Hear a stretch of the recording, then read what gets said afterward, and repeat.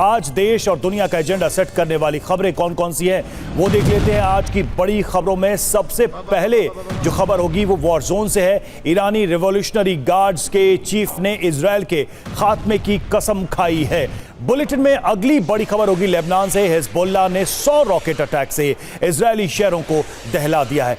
Bulletin की तीसरी बड़ी खबर होगी लेबनान में आईडीएफ ऑपरेशन से जुड़ी हुई। हिजबुल्लाह के हवाई हमलों के बाद इजरायल ने लेबनान में हिजबुल्लाह के ठिकानों को घेर लिया है। और बुलेटिन के आखिर में बात करेंगे अमेरिकी राष्ट्रपति चुनाव को लेकर, जहां 5 नवंबर को राष्ट्रपति पद के लिए मतदान होने जा रहा है। तो तमाम बड़ी खबरें हम आपको आगे इस बुलेटिन में विस्तार से बताएंगे। सबसे पहले खबर स्पेन से, जहां रात में गोलीबारी हुई है। जी हां, स्पेन से खबर है। स्पेन के अराबा इलाके में चली है गोलियां।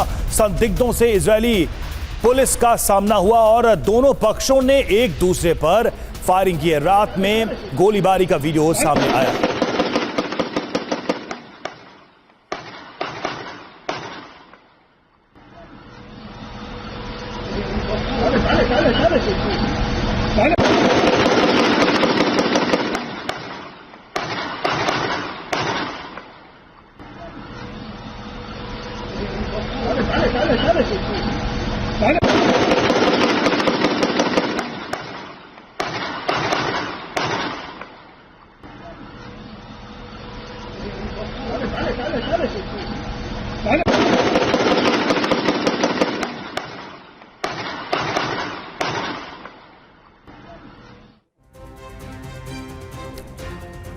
और अब बात हिजबुल्लाह के हमले की, तो इजरायल के कई शहरों में हिजब का हमला हुआ है। हिजब ने इजरायली शहरों पर 100 रॉकेट दागे। आईडीएफ ने हिजबुल्लाह के हमलों की जानकारी दी है। इजरायली नागरिकों की रक्षा करेगा आईडीएफ। इजरायली शहरों पर 100 रॉकेट दागे गए हैं। तस्वीरें सामने आई हैं। आईडीएफ ने दावा किया है कि इन हमलों को नाकाम करने का प्रयास किया गया। साथ ही यह भी कहा कि इजरायल की रक्षा हम करेंगे हिजबुल्लाह के हमलों की।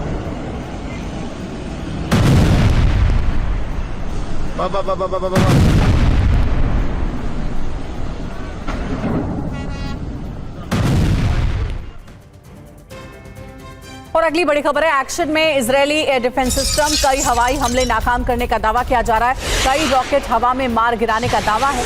इजरायल पर हिजबुल्लाह ने दागे हैं 100 रॉकेट।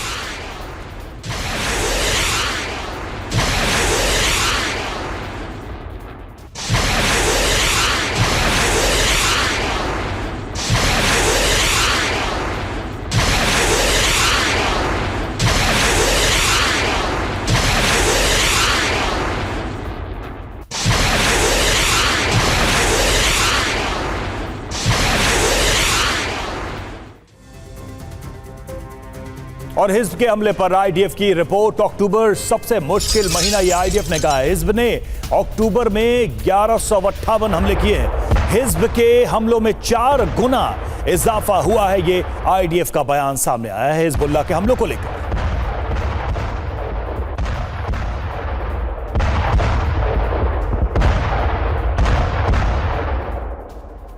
और चलिए अब आपको बताते हैं कि इजरायल के कौन से इलाके हिजबुल्लाह के निशाने पर रहे हैं। हाइफा पर हिजबुल्लाह ने बड़ा हमला किया। हाइफा पर ड्रोन से हमला किया गया और हाइफा में इजरायली सैन्य बेस टारगेट पर था। 11 ड्रोन से हाइफा पर अटैक हुए, 7 इंटरसेप्ट किए गए। लेबनान के साथ इराक से भी ड्रोन और रॉकेट अटैक किया गया। 24 घंटे में उत्तरी इजरायल में 130 रॉकेट दागे गए।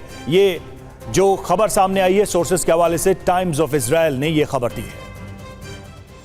और वहीं हिजबुल्लाह के हमलों के बीच आईडीएफ ने भी लेबनान में हमले तेज कर दिए हैं। बताया जा रहा है कि लेबनान के बालबेक में आईडीएफ की बारूदी बौछार हुई है।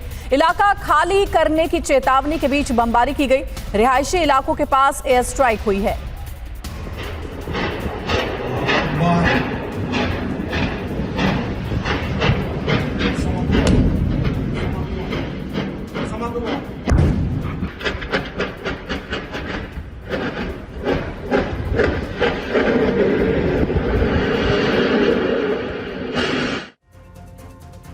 और साउथ लेबनान में आईडीएफ ऑपरेशन जारी। हिजबुल्लाह को बॉर्डर से पीछे हटाने का मिशन।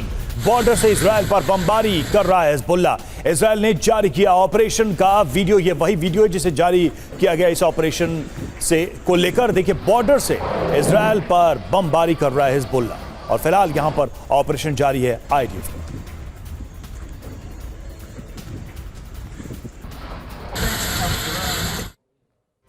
और वहीं लेबनान के बालबेक में हिज्ब के कई ठिकाने, 4 बिल्डिंगों के आसपास हिज्ब के ठिकाने के बारे में पता चला है। आईडीएफ की ओर से यह बताया गया और स्थानीय लोगों से बालबेक से चले जाने को कहा गया है। तो आईडीएफ ने एक बार फिर से स्थानीय लोगों को चेतावनी दी है कि बालबेक को खाली कर दें, बालबेक से दूर चले जाएं, क्योंकि यहां पर अब अगला निशाना आईडीएफ का होगा हिज्ब के ठिकानों को तबाह करने के लिए।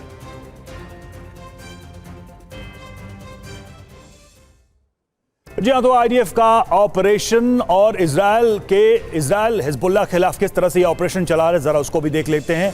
तो आईडीएफ का ये ऑपरेशन चल रहा है, आईडीएफ का पलटवार। लेबनान में ऑपरेशन को तेज कर दिया गया। वहीं हिज्ब ने जवाब देने की कोशिश की। एक ही दिन में हिज्ब ने 100 हवाई हमले किए हैं। वहीं आईडीएफ की तरफ से उत्तरी लेबनान में रेड की गई। गिरफ्त में हिजबुल्लाह के टॉप कमांडर्स आए। हिजबुल्लाह की बात करें तो हिज्ब ने अधिकतर हमले नॉर्थ इजराइल पर किए हैं। हिजबुल्लाह की तरफ से नॉर्थ इजराइल पर ज्यादा हमले किए गए। बालबेक के रिहायशी इलाकों में हिजबुल्लाह के अड्डों का पता चला है आईडीएफ को। वहीं हिज्ब की बात करें तो अक्टूबर महीने में हिजबुल्लाह ने 1158 हवाई हमले किए, जो कि सबसे ज्यादा हैं अभी तक के एक महीने में। आईडीएफ की बात करें तो आम लोगों से बालबेक इलाका खाली करने को आईडीएफ ने कहा है। वहीं हिज्ब की बात करें तो हिज्ब के हमलों में 4 गुना इजाफा हुआ है, ये आईडीएफ ने स्वीकार किया है। और वहीं भीषण जंग के बीच हिजबुल्लाह ने चेतावनी भी दी है और हिजबुल्लाह की धमकी है कि मैदान नहीं छोड़ेंगे, हम अपने हथियार नहीं डालेंगे। हिजबुल्लाह ने कहा इजरायली हमलों पर हिजबुल्लाह का ये बड़ा बयान सामने आया है कि चाहे कुछ भी हो जाए, हिजबुल्लाह अपने हथियार नहीं डालने वाला है। तो हिजबुल्लाह के कमांडर्स इजराइल के निशाने पर लगातार हैं। 24 घंटे में हिजबुल्लाह के 2 बड़े कमांडर्स पर एक्शन लिया गया है। मिसाइल और रॉकेट फोर्स से कमांडर जफर खदर फऊर की मौत हो गई है और बातरून से हिजबुल्लाह के नेवल कमांडर इमाद अमहज को पकड़ा गया है। जानकारी है कि इजरायली बॉर्डर से 140 किलोमीटर दूर मिलिट्री ऑपरेशन चल रहा है। इजराइल की स्पेशल कमांडो यूनिट ने ऑपरेशन को पूरा किया है। टाइम्स ऑफ इजराइल के हवाले से ये जानकारी सामने आई है।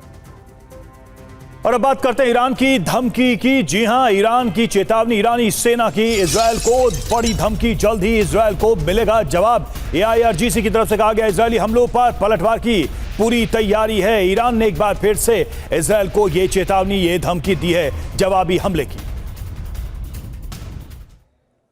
और ईरानी रिवॉल्यूशनरी गार्ड्स के कमांडर ने इजराइल को चेतावनी देते हुए क्या कहा है, अब आपको ये बताते हैं।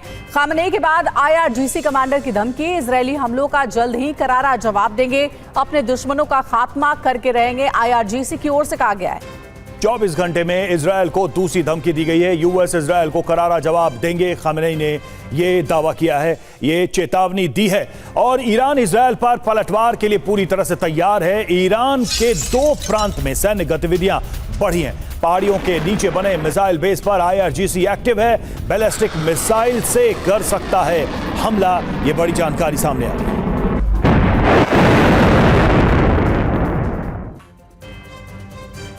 ईरान के मिसाइल बेस इजराइल पर हमले के लिए अब तैयार हो चुके हैं और बताया जा रहा है कि लोरिस्तान प्रांत में खुर्रामाबाद मिसाइल बेस है। ये ईरान का अंडरग्राउंड मिसाइल बेस है। इसी बेस पर सबसे ज्यादा मिसाइल बनाई जाती है, साइलो बनाए गए हैं। रिपोर्ट है कि यहां ईरान ने हमले के लिए 200 से ज्यादा मिसाइलें तैनात की हैं। इसी तरह करमीन शाह के केनिश्त कैनियन मिसाइल बेस पर भी तैयारी की गई है। ये ईरान का अंडरग्राउंड हाइपरसोनिक मिसाइल बेस है। रिपोर्ट है कि यहां भी 100 से ज्यादा मिसाइलें तैनात की गई हैं। करमीन शाह के ही पंच पेलेह मिसाइल बेस पर भी सैन्य गतिविधि बढ़ी है। ये ईरान का अंडरग्राउंड मिसाइल स्टोरेज बेस है। इस बेस से 100 से ज्यादा मिसाइलें खुर्रामाबाद रवाना की गई हैं। और ईरान के हमलों के संकेत मिल रहे हैं, तो इसी बीच कई खबरें इजराइल से भी आ रही हैं। इजराइल में भी बदले का प्लान तैयार है। ईरान के एटमी मिशन को तबाह करने की रणनीति है। 26 अक्टूबर के हमले के अनुभव का फायदा उठाया आईडीएफ ने। आईडीएफ ईरान के एयर डिफेंस की ताकत को परख चुका है।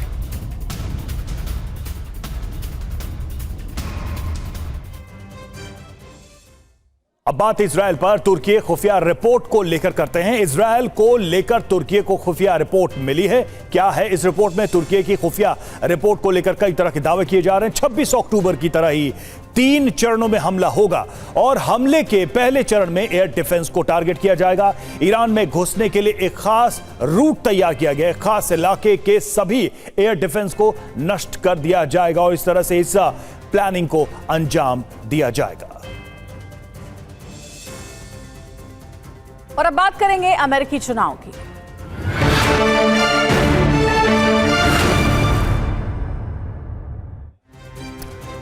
जी हां, तो अमेरिका में राष्ट्रपति चुनाव होने वाले हैं और बड़ी खबर यह है कि उपराष्ट्रपति कमला हैरिस ने मतदान किया है।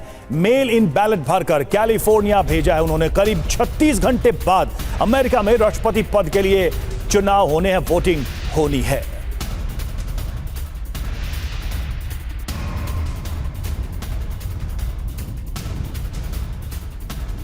तो अमेरिका में वोटिंग से पहले अर्ली वोटिंग, जी हां, जरा कुछ आंकड़ों पर गौर करते हैं कि और ये पूरी प्रक्रिया कैसे चल रही है ये भी देख लेते हैं।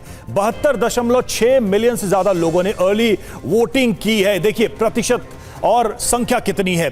मेल या पारंपरिक व्यक्तिगत वोटिंग के जरिए इस मतदान को किया गया है। उत्तरी कैरोलिना की बात करें, करीब 4.5 मिलियन लोगों ने इस तरह से अर्ली वोटिंग की है। तूफान हेलेन से तबाही के बीच ये वोटिंग का रिकॉर्ड है, इस अर्ली वोटिंग का रिकॉर्ड है। जॉर्जिया की बात करें, 4 मिलियन वोटर्स ने अपना रिकॉर्ड बनाया मतदान करके और पेंसिल्वेनिया में 1.7 मिलियन लोगों ने मेल के जरिए वोटिंग की है, अपना मतदान दिया है अर्ली वोटिंग के तहत। तो ये अमेरिका में अर्ली वोटिंग के का डेटा है कि आंकड़ा है अभी तक का।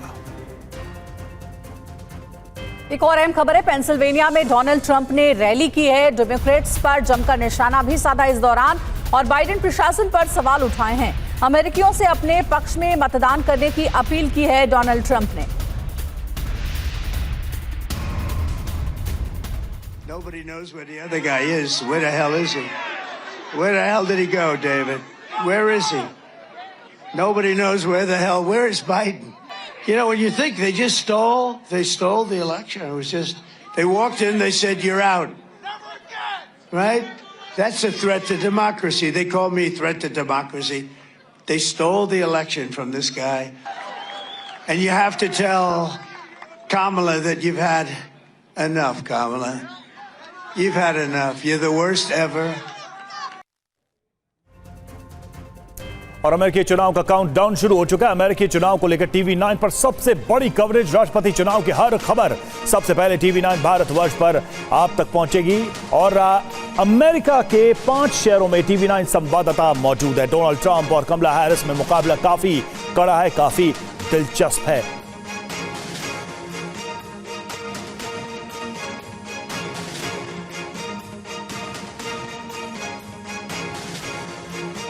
मनीष झा हमारे संवाददाता न्यूयॉर्क से जुड़े हुए हैं, सीधे चलेंगे उनके पास। मनीष, 270 का मैजिकल नंबर हासिल करने की जो आखिरी जंग है वो एक तरीके से माना जाए कि शुरू हो गई है। वोटिंग हो जाएगी और कमला हैरिस या डोनाल्ड ट्रंप किसकी किस्मत में वहां की जनता फैसला सुनाएगी ये भी तय हो जाएगा। लेकिन मतदान से पहले क्या माहौल है अमेरिका में? न्यूयॉर्क में क्या एनवायरनमेंट है? किस तरह का जोश उत्साह इस बार है? किस तरह के मुद्दों पर गर्मा गर्म बहस हुई है अब तक?